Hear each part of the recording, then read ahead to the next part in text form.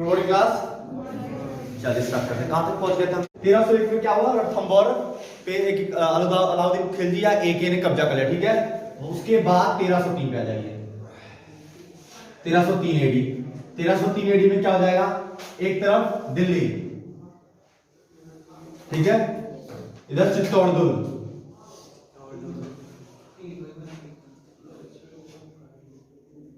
चित्तौड़गढ़ के शासक रावल रतन सिंह,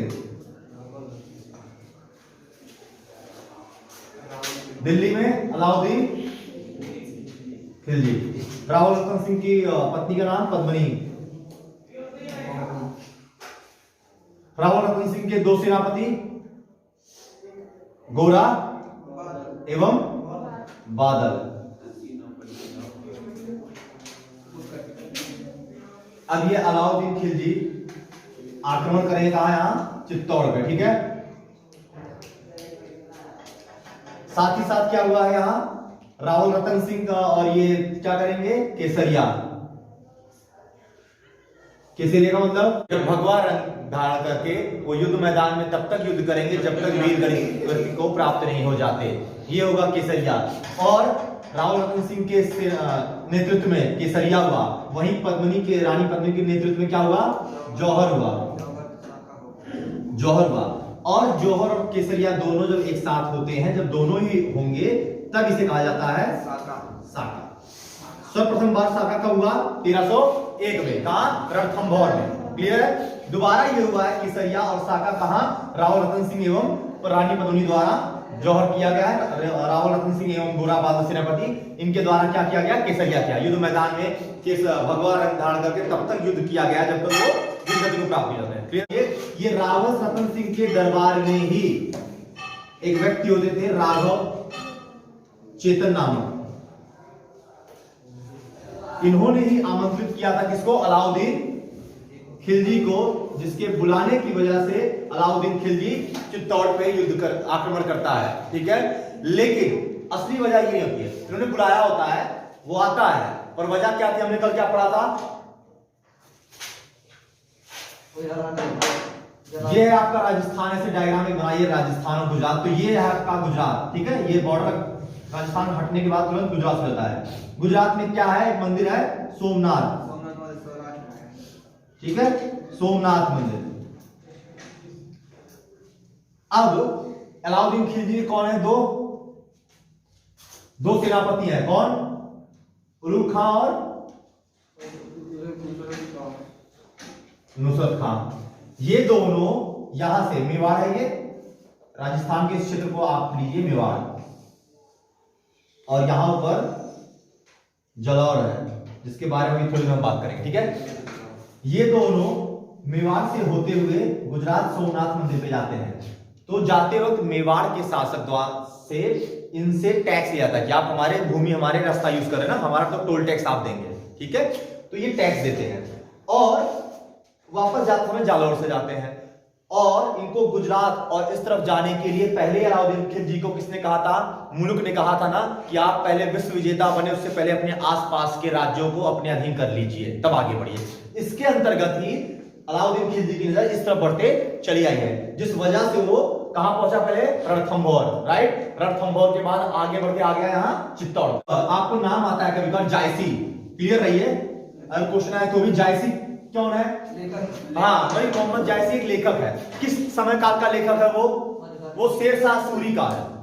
शेरशाह सूरी के समकालीन है, यानी 1540 के इर्द गिर्द का वो है, ठीक है। और उसने भी एक पद्मावत करके किताब लिखी है, उपन्यास लिखा है पद्मनी, रानी पद्मनी पे, जिसको पूरी तरह से गलत मानी जाती है, क्योंकि आप 1303 की कहानी 1540 में अपने हिसाब से लिख रहे हो, ठीक है। बस आप याद रखिए कौन था वो? जायसी, मलिक मोहम्मद जायसी। हाँ, पूरा नाम लिखिए क्या है? तो मलिक मोहम्मद जायसी। ये 1540 ईस्वी का है। किसके समकालीन है? शेरशाह सूरी के, जिसको हम आगे पढ़ेंगे। और बस अभी पद्मावत क्योंकि आगे पद्मनी रानी हमने पढ़ा है, इस वक्त आप ध्यान रखिए बस कि जायसी ने भी पद्मावत लिखी थी, पर इसको गलत माना जाता है इतिहासकार द्वारा, और ये गलत है, ठीक है। क्योंकि आप 1540 में शेरशाह सूरी के समय में आप 200 साल पहले की बात लिख रहे हो, ठीक है। शेरशाह सूरी, बस इतनी सी बात। जायसी नाम याद रखिए, पद्मावत से रिलेटेड। क्लियर है? 1303 में हमने क्या देखा, ये फिर से गुजरात का मैप बनाते हैं कि यहां मेवाड़ है, अगर ये मेवाड़ है हमारा, तो इनके दो सेनापतियों ने क्या किया, उलग खां, अलाउद्दीन खिलजी के दो सेनापति जो थे, उलग खां और नुसरत खां, दोनों खां है, ठीक है, उलग खां एवं नुसरत खां, इन्होंने क्या किया, ये दोनों ही मेवाड़ से होते हुए सोमनाथ टेम्पल, सोमनाथ मंदिर गए, सोमनाथ मंदिर की प्रतिमा को खंडित किया और उसको लेकर तत्पश्चात वापस फिर दिल्ली तो जाएंगे, आखिर यहां से आए हैं वापस दिल्ली जाएंगे, आते दिन उन्होंने मेवाड़ का रास्ता चुना, मेवाड़ के रास्ते में इनसे क्या किया गया, कर वसूला गया, और कर जब वसूला गया तो इन्होंने क्या सोचा कि फिर वापस आएंगे, फिर कर दिया देना पड़ेगा, तो एक काम करते हैं, ये रास्ता न लेके अब मेवाड़ क्षेत्र छोड़ के ये वाले रास्ते चलते हैं, ऐसे चलते हैं, ठीक है, और ये वाला क्षेत्र किसके अंदर आता है, जालौर, यही है जालौर, ठीक है। जाते वक्त इन्होंने कर वसूला, ये जाते वक्त पता चला इनको कि सोमनाथ मंदिर की प्रतिमा खंडित करके मूर्ति ले जा रहे हैं, इन्होंने रोक के उनसे ले लिया और वापस भगा दिया, और पांचों खंडित हो गई थी तो उसको 5 अलग अलग जगह पे स्थापित कर दिया, ठीक है, खंडित कर दी थी इन्होंने मूर्ति तो उसको 5 अलग जगह पे स्थापित कर दिया था, तो आपके लिए क्या हो गया, अब जालोर मेवाड़ से आते वक्त इनसे टैक्स लिया गया, पर सोमनाथ मंदिर को खंडित करके उसकी प्रतिमा जब वापस ले जाते उलग खां और नुसरत खां, अलाउद्दीन खिलजी के सेनापति, तो उसको जालोर के शासक द्वारा ले लिया गया, इस वजह से ये क्या करता है, 1305 एडी में आ जाइए, ठीक है, ये घटना 2 साल बाद होती है, 1305 एडी में ये घटना घट रही है, जिस वजह से अब क्या होगा, अलाउद्दीन खिलजी जालोर की तरफ रुख करेगा, ले रहे इतनी बात, चलो आगे। अब 1305 एडी में क्या हुआ, ये कहानी हो गई, खंडित करके ले जा रहे थे, इन्होंने ले लिया वापस और वापस उन्हें भगा दिया सेनापतियों को, वो वहां पहुंचेंगे तो बताएंगे अलाउद्दीन खिलजी से जा बना ऐसा हो गया, तो उन्होंने क्या किया, अलाउद्दीन खिलजी इधर है दिल्ली में, ठीक है, ये रहा अलाउद्दीन खिलजी, और इधर क्या हो गया, कौन आ गया, चित्तौड़, रणथंभौर हो गया, चित्तौड़ हो गया, और अब किसका नंबर है, जालौर, ठीक है, जालौर देखते हैं क्या होता है। जालौर के शासक कौन है, कान्हादेव, इनका एक पुत्र है कौन, विरमदेव, अलाउद्दीन खिलजी यहां है, इनका पुत्र है, तो इनकी कौन होगी यहां, पुत्री का नाम फिरोजा, ठीक है, अलाउद्दीन खिलजी और ये जब युद्ध करने जाते हैं तो युद्ध में होता क्या है, एक्चुअली विरमदेव जाते हैं युद्ध करने, कान्हादेव की तरफ से उनके पुत्र विरमदेव युद्ध करने जाते हैं, अलाउद्दीन खिलजी इधर से इसका युद्ध करने कौन आता है, सेनापति उन मुल्क, आगे आप चाहो तो मुल्तानी भी लगा सकते हो, ठीक है, एन मुल्क मुल्तानी आता है, होता क्या है, विरमदेव एवं एन उन मुल्क द्वारा क्या जाता है, आपस में संधि कर ली जाती है, समझौता, ठीक है, संधि यानी युद्ध का जब कोई परिणाम ना निकले, जीते युद्ध का नतीजा आया संधि के नाम से, ठीक है, इनमें आपस में बीच में समझौता या संधि हुई तो क्या होता है, जब आपकी संधि होगी तो फिर आप कौन हो, आप सिर्फ एक नुमाइंदे या एक सेनापति हो, शासक ही है, ठीक है, और आप भी एक पुत्र हो, तो दोनों की बात की जाएगी, ठीक है, तो क्या होगा, दरबार लगेगा और ये निमंत्रण देंगे कि संधि हुई है, आइए आप हमारे शासक से मिल लीजिए और संधि की सारी शर्तें या बातें खुल के हो जाए, ठीक है, इसीलिए अब क्या करेंगे, विरमदेव, कोई कहता है कान्हादेव गए, कोई कहता है विरमदेव गए, लेकिन ज्यादातर माना जाता है कि विरमदेव गए, ठीक है, विरमदेव कहां गए, अलाउद्दीन खिलजी के दरबार में। अब विरमदेव अलाउद्दीन खिलजी के दरबार में जाएंगे तो आपको पता है दरबार लगता है तो सभी बैठते हैं, ठीक है, तो अलाउद्दीन खिलजी का दरबार सेट हुआ, ये रहा फर्स्ट फ्लोर, यहाँ अलाउद्दीन खिलजी खुद बैठे हैं, ये टॉप फ्लोर होता था ना बालकनी, वहां फैमिली मेंबर भी बैठ जाते हैं, राइट, इसी फैमिली मेंबर में यहां बैठी थी कौन, फिरोजा, ठीक है, और यहां से विरमदेव एंटर करते हैं, ठीक है, विरमदेव जो एंटर करते हैं तो कहानी कहती है कि विरमदेव वैसे लुकिंग वाइज काफी स्मार्ट थे, 6.5-7 फुट के लंबे चौड़े थे, यहां से ये घुसते हैं, सामने से देखते हैं, हो जाता है क्या, लव एट फर्स्ट साइट, ठीक है। अब फिरोजा कहना है कि मुझे अगर शादी करनी तो किससे करनी है, विरमदेव से, इसीलिए उस संधि के बीच में युद्ध में हुई थी, पहले तो अलाउद्दीन खिलजी करता है मना, फिरोजा की जिद पे अलाउद्दीन खिलजी प्रस्ताव भेजता है, ठीक है, अलाउद्दीन खिलजी क्या करता है समझा, अलाउद्दीन खिलजी अपनी पुत्री फिरोजा के विवाह का प्रस्ताव कहां भेजता है, कान्हादेव का भेजेगा, राइट, कान्हादेव के पास भेजता है जालौर में, परंतु कान्हादेव से क्या कर देते हैं, मना कर देते हैं। ठीक, कान्हादेव मना कर देते हैं, जिसके बाद क्या बचता है इसका ऑप्शन लास्ट ईयर। अगर इनके बीच में संधि हो गई थी, विवाह हो जाता तो रिश्तेदार हो जाते, पर ऐसा नहीं हुआ। और फिर क्या करता है अलाउद्दीन खिलजी, जालौर पे आक्रमण करता है। इतनी बात क्लियर है। अब अलाउद्दीन खिलजी सीधा सीधा जालौर पे आक्रमण अगर करने लायक होता ही तो पहले युद्ध में संधि क्यों हुई होती, राइट। 305 में पहले संधि तो हुई है, फिर दरबार में गए, फिर ये स्टोरी कन्वर्ट हुई और फिर शादी का प्रस्ताव आया। इसका मतलब सीधा जालौर पे आक्रमण करने की क्षमता अलाउद्दीन खिलजी की सेना में नहीं थी। क्लियर है।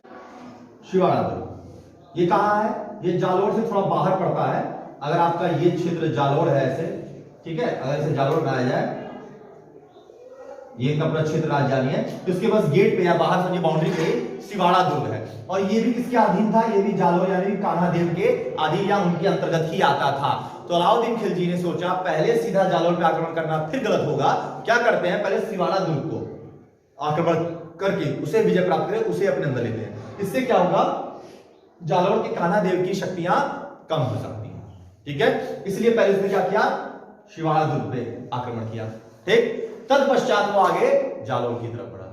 क्लियर है बात। जहां जहां ये जीतता गया वहां वहां इसने नाम भी बदले हैं। ठीक है, चलिए नाम बदले से पहले तो 1305 में क्या होता है, अगर आप डेट वाइज देख लो, 1305 में जालौर से पहले संधि होती है, राइट। जब संधि बात नहीं बनती तो क्या होता है, 1308 में ये पहले क्या करते हैं, आक्रमण करते हैं, कहां पे, शिवाड़ा। तत्पश्चात 1311 में कहां करेंगे ये, जालौर। स्टेप बाय स्टेप आगे बढ़ेंगे। ठीक है, शिवाड़ा का नाम बदल के क्या कर देते हैं, खैराबाद, और जालौर का नाम बदल के जलालाबाद। अलाउद्दीन खिलजी द्वारा दोनों जगहों पे जीतने के बाद इनके नाम बदल दिया गया। शिवाड़ा दुर्ग का नाम हो गया खैराबाद दुर्ग और जालौर का क्या नाम हो गया, पूरे जालौर का जलालाबाद। ठीक है, इसीलिए इसी तरह इन्होंने 1303 में भी किया है। 1303 में कहां ये जीते थे, चित्तौड़ दुर्ग। तो चित्तौड़ का नाम इन्होंने क्या बदल कर दिया, खिजराबाद।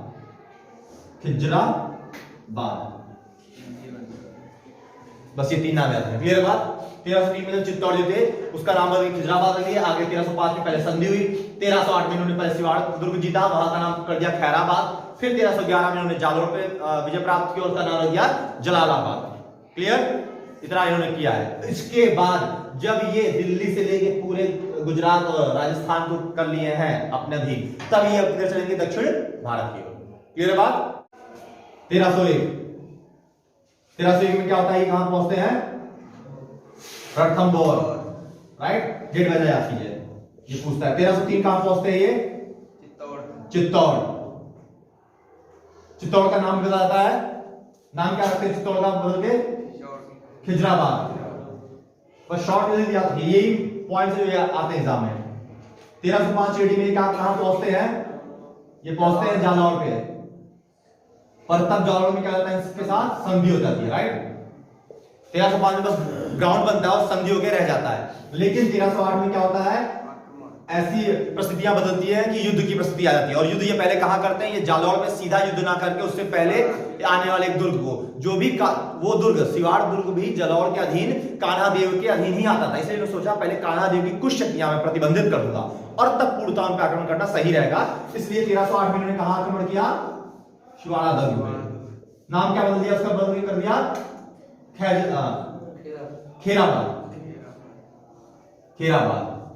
ठीक है, उसके बाद कहां आते हैं, 1311 एडी में फाइनली कहां पहुंचते हैं, जालौर पे। ठीक है, और जालौर का नाम बदल क्या कर देते हैं, ये जलालाबाद। क्लियर। तत्पश्चात 1311 के बाद ये अब कहां चले जाएंगे, ये है 1311 तक, ये अभी कहां है, उत्तर भारत में, राइट। उत्तर भारत में, उत्तर पश्चिमी भारत में पूरा ये अभी आ रहे हैं पश्चिम तक। और अब ये चले जाएंगे कहां, दक्षिण भारत की ओर अपना रुख करने का। क्यों, क्योंकि इसके वफादार अलाउद्दीन खिलजी के वफादार या भरोसेमंद गुलाम या सेनापति द्वारा ऐन उल मुल्क द्वारा यही सलाह दी थी कि अगर आप विश्व पे विजय प्राप्त करना चाहते हैं तो सर्वप्रथम आप पहले अपने देश पे पूर्णतः अपना अधिकार स्थापित कर लीजिए और तब आप बाहर निकलिए। ठीक है, तो ये इन्होंने उत्तर भारत पे अधिकार एक तरह से अपना जमा लिया है। क्लियर? और अब इनका रुख किधर होगा? दक्षिण भारत की ओर। राइट? तो अब क्या होता है, पूरी तरह से वो उत्तर भारत में अलाउद्दीन खिलजी अपना साम्राज्य स्थापित कर लेता है और अब वो किस तरफ रुख करेगा? दक्षिण भारत की ओर। ठीक है? तो 1300 हम 1300 ईस्वी में है, 1400 ईस्वी में ना, 14th सेंचुरी, अभी हम 21st सेंचुरी में है, तो ये 1300 है, 14th सेंचुरी में है। इसमें इस वक्त हमारे दक्षिण भारत के क्या राज्य थे? अभी तो क्या है, दक्षिण भारत में कौन कौन से स्टेट है? अगर अभी के बात करें दक्षिण भारत में आंध्र प्रदेश, केरला, तमिलनाडु, चेन्नई, तो क्या तब ये साम्राज्य थे या इनको किसी और नामों से साम्राज्यों के वंशों को जाना था? हम पहले वो देखते हैं डायग्राम में। तो एक रफ फिगर बनाते हैं, तो ये हमारा दक्षिण भारत हो गया, यहां आसपास। ठीक है? ये क्या है? ये देवगिरी, आप समझो, ये आसपास मतलब क्या? ये गोवा, थोड़ा कर्नाटक और थोड़ा ये कहीं ना कहीं एमपी, ये महाराष्ट्र और एमपी मिला के इलाके ना, तब ये नाम नहीं, तब क्या नाम था? देवगिरी। ठीक है? मदुराई ये है मदुराई। ठीक है? और आपका ये रहा, ये है वारंगल। वारंगल माने अभी का कहां है? वारंगल कहां है? आंध्र प्रदेश। हाँ, अभी ये हो गया तेलंगाना एक्चुअली। ठीक है? ये मैं 1300 शताब्दी की आपको बता रहा हूं क्षेत्र। आपको ये 4 क्षेत्र या राज्य याद रखने हैं। एक आपका यहां द्वार समुद्र आ गया, द्वार समुद्र। देखो तब के नाम कितने रियल होते थे, द्वार समुद्र। क्यों? यही केरला और यही लैगून झील पड़े हो ना, द्वारमुख भूगोल में पड़े हुए, राइट? यही द्वारमुख है, इसलिए इस राज्य को द्वार समुद्र कहते भी थे। तो हमें भूगोल नहीं पढ़ना, इतिहास ही पढ़ना नॉर्मली, बस ऐसे रखो। ठीक है? तो ये क्षेत्र हो गया आपका द्वार समुद्र का, ये हो गया मदुराई का, ये हो गया क्षेत्र वारंगल का, ये था देवगिरी। अब ये दिल्ली में यहां है, राइट? और आप यहां दिल्ली मानो, ये गुजरात और राजस्थान यहां सब उसने स्थापित कर दिया, दिल्ली में है ही। इधर कोई सशक्त शासन नहीं आया, कन्नौज में ये पहले ही अधीन हो गया था, बहुत पहले ही, राइट? तो इसका ये इतना एरिया क्लियर है। अब वो कहां आएंगे? नीचे आएंगे दक्षिण, ताकि संपूर्ण भारत उसके अधीन हो जाए और तब पश्चात वो अपना सपना साकार कर सके, किसका? विश्व विजेता बनने का। ठीक है? उससे पहले उसको देवगिरी, द्वार समुद्र, मदुराई और वारंगल को भी अपने अधीन करना पड़ेगा। ठीक है? अब एक के बाद एक, अभी हम लोग कहां तक पहुंच गए? 1311 से। 1311 के बाद वो बहुत तेजी से 11 13 14 15 16 17 18 19 तक ये चारों क्षेत्र अपने अधीन कर लेगा। ठीक है? या किसी भी शासक ने, आप एक कॉमन रख ले, साउथ इंडिया के किसी भी शासक ने कोई युद्ध नहीं किया, कोई बगावत नहीं की, कोई युद्ध नहीं किया, कोई संघर्ष नहीं हुआ। वो आता था, ये तुरंत उसकी अधीनता स्वीकार कर लेते थे, तुरंत उसकी अधीनता स्वीकार कर लिया, तुरंत अधीनता स्वीकार कर ली। तो चारों ने या स्वामित्व को बड़े आसानी से स्वीकार कर लिया था। ठीक है? जितना स्ट्रगल उसको यहां करना पड़ा 10-12 साल, उतना ऐसे नहीं करना पड़ा 4 राज्यों में, जहां वहां राजस्थान खाली एक में करना पड़ा उसे। ठीक है? यहां किसी ने कोई युद्ध या संघर्ष नहीं दिखाया। इंपॉर्टेंट ये है कि याद रखिएगा, साउथ इंडिया के खाली नाम, ईयर और शासक रख लेंगे। 4 क्षेत्र है, देवगिरी, द्वार समुद्र, वारंगल, मदुराई। ठीक? चारों के ईयर और शासक, काम खत्म। चलो स्टार्ट करते हैं वन बाय वन। ये नंबर 1 देवगिरी। देवगिरी कहां पहुंचेंगे? ये 1306-7 में। ठीक है? उधर युद्ध चल रहे तो 1308 में, ये सब 1308 में, तो अभी तो वही है 1308 में वहां है ना।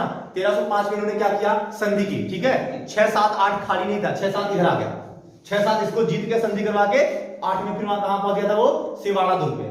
ठीक है? देवगिरी के शासक थे रामचंद्र देव। रामचंद्र देव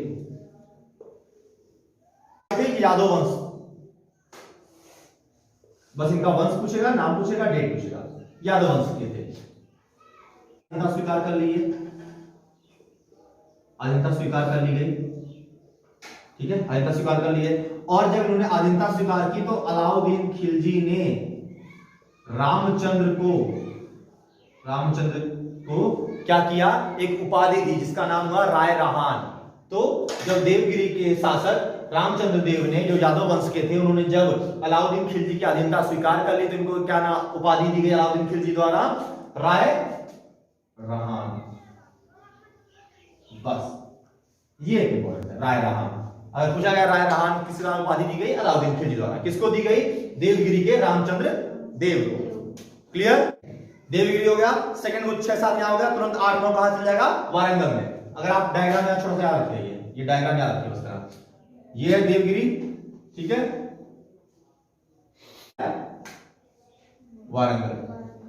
अब ये तुरंत कहां पढ़ लेंगे अपना, वारंगल की ओर।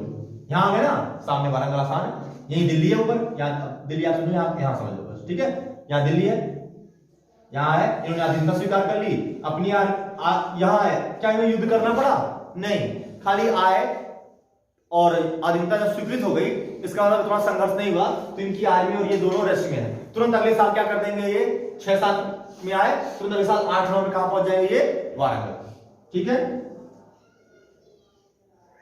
वारंगल, डेट 1308-9।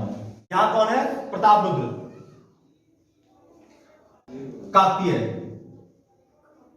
काकतीय, काकतीय साम्राज्य वंश के थे। इन्होंने भी क्या की, इन्होंने भी अधीनता स्वीकार कर ली, ये भी अधीन हो गए, ठीक है। क्या इसके साथ साथ इन्होंने एक बहुत ही महत्वपूर्ण काम किया, वो ये कि जो इनके पास कोहिनूर हीरा था, जी इन्हीं के पास था, कोहिनूर हीरा इन्होंने किसको दे दिया? मलिक काफूर को, मलिक काफूर को।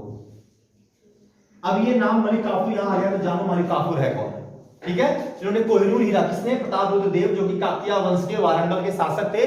जब इन्होंने अधीनता स्वीकार कर ली अलाउद्दीन खिलजी की, या आप ऐसे समझ लो अपना आत्मसमर्पण कर दिया कि हाँ मैं हार गया, तो इन्होंने क्या किया, इनके पास जो कोहिनूर हीरा था वो भी उपहार स्वरूप किसको दे दिया?